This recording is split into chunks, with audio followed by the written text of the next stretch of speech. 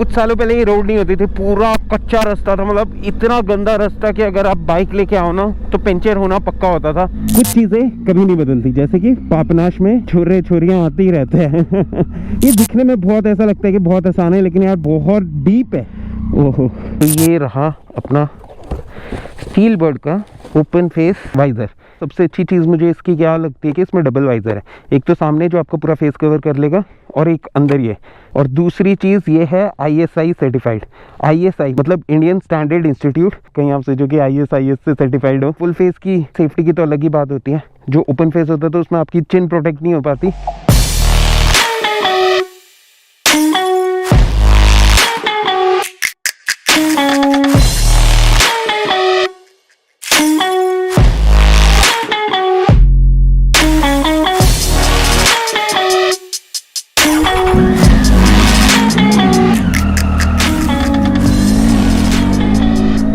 So good evening from Vidarbh, welcome back to another episode of चलते फिरते unboxing. तो जो ये अपनी प्रथा है ना चलते फिरते अनबॉक्सिंग की, वो इतनी सही चल रही है तो मैं सोचा कि इसको ही कंटिन्यू करते हैं। वैसे भी अभी हम कभी हाईवे पे जाते हैं, कभी ऑफ रोड ट्रेल में जाते हैं, कभी अननोन सड़कों पे जाते हैं, तो बस राइड करने से मतलब है। तो आज हम जा रहे हैं पापनाश। मतलब मैं हर जगह जा आया, बस यही एक जगह छोड़ी थी मैंने आसपास की। मतलब मैं इतने दिन से सोच रहा था कि पापनाश चलते हैं, तो आज मौका है, दस्तूर है और अपने साथ प्रोडक्ट भी है। यहाँ पे अपना साईं बाबा का मंदिर है, शिव जी का मंदिर, और ये पीछे वाला रास्ता निकल जाता है पापनाश लेक। तो जो आज का अपना प्रोडक्ट है वो है स्टील बर्ड का ओपन फेस हेलमेट। यार मतलब मुझे ना ओपन फेस हेलमेट से अलग ही लगाव है। वो तो मुझे मोटो ब्लॉगिंग करनी पड़ती है, अगर गोप्रो नहीं होता ना, मतलब अगर मैं गोप्रो यूज़ नहीं करता हूँ राइड पे, तो मोस्टली तो मैं ओपन फेस हेलमेट पहन के ही निकल जाता हूँ। कुछ चीज़ें कभी नहीं बदलती, जैसे कि पापनाश में छोरे छोरियां आते ही रहते हैं। मतलब मैं तो बहुत टाइम बाद आ रहा हूँ। मैं लास्ट टाइम यहाँ पे आई थिंक 1-1.5 साल पहले ही आया था। ये दिखने में बहुत ऐसा लगता है कि बहुत आसान है, लेकिन यार बहुत डीप है।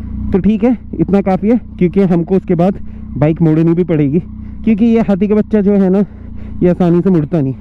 ओहो, लेकिन यार यहाँ पे ना पूरा जंगल बन चुका है। नहीं तो कुछ सालों पहले वो एरिया तो मुझे केरला टाइप ही लगता था, मतलब इतने सारे नारियल के पेड़ है।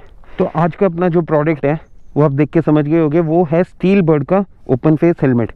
तो पहले ये बंजी कॉर्ड निकाल लेते हैं। तो बहुत सारे कमेंट्स आए थे कि ये जो पहला हेलमेट है वो टाइगर से कैसे मेल खाता है। आपने क्या सोच के नियॉन कलर का लिया जो अभी मैंने पहना हुआ है?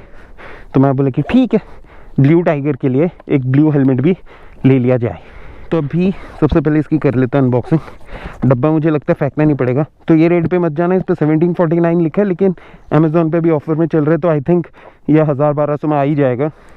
तो ये रहा अपना स्टील बर्ड का ओपन फेस वाइजर।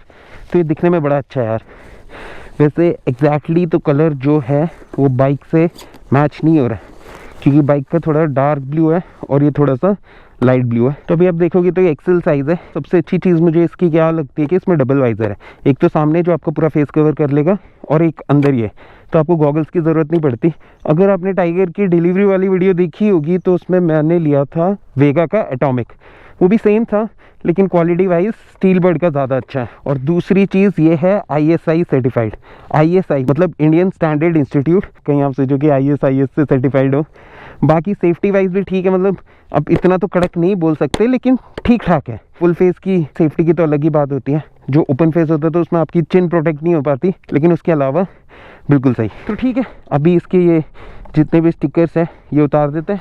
तो ये नए नए स्टिकर उतारने में मेरे को बड़ा मज़ा आता है। तो यार ये ना हर बार का पंगा है, मतलब इतना अच्छा व्यू आता है अगर यहाँ पे ड्रोन उड़ाते, लेकिन एज़ यूजुअल अगर आप लोकेशन देखोगे तो ये जो रनवे की लाइन आ रही है ना, जो बिदर का रनवे वो है एक्स में।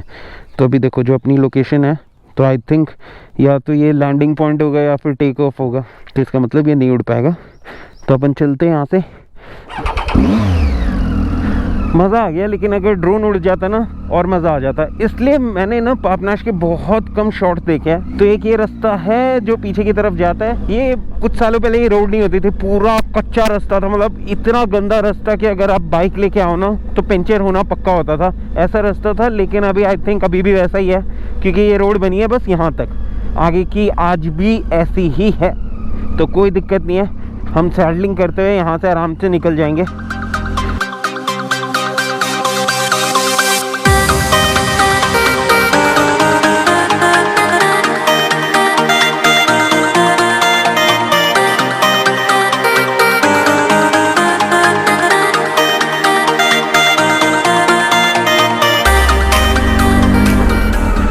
तो ठीक है, ये वीडियो के लिए बस यहीं तक ही रखते हैं। अगर ये वीडियो यहाँ तक देख ली हो तो लाइक ज़रूर कर देना, और नए हो तो सब्सक्राइब कर दो, पुराने हो तो बेल आइकन दबा दो, और अगर दोनों काम कर रखे हैं तो एक छोटा सा बढ़िया सा कमेंट कर दो। तो अभी तो मैं चलता हूँ यहाँ से, ये ऑफ रोड मुश्किल से 1 किलोमीटर भी नहीं है। तो ठीक है, ये वीडियो को ज़्यादा लंबा नहीं खींचता, इसको कर देते यहीं एंड। फिर मिलते हैं बहुत जल्दी नेक्स्ट वीडियो में।